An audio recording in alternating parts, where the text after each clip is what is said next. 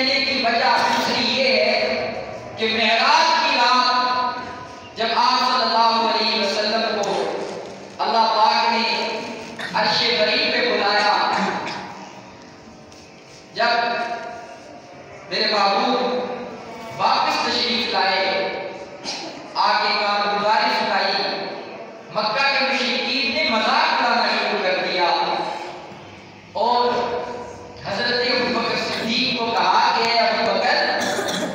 वो जो तेरा महबूब है ना,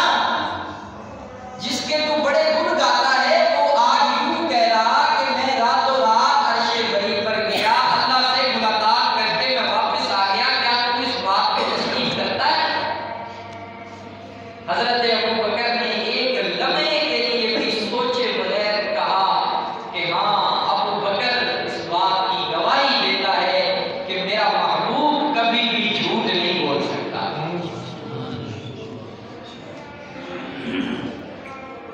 और जनाब अबू बकर सिद्दीक रज़ियल्लाहु ताला अन्हु की जब वफात का वक्त करीब आया, अपने बेटे से फरमाया, हुजरा आयशा जिसमें आप सल्लल्लाहु अलैहि वसल्लम का जिसमें अतहर मखफून है, और साथ जनाब फारूक आज़म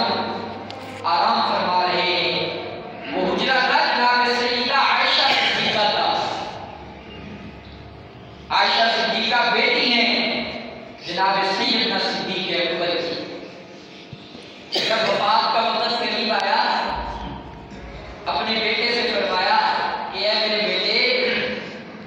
जब मेरी वफात हो जाए, मुझे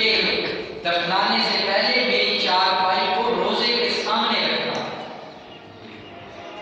मेरी चारपाई को रोजे के सामने रखना,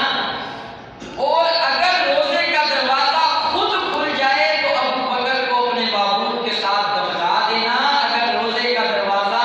खुद ना खुले तो जन्नतुल बकी में दफना देना। मेरे भाइयों, जनाब सैयदना सिद्दीक अकबर की वफात हो गई, चारपाई खाई गई, रोजे के सामने रखी, सारे सहाबाए किराम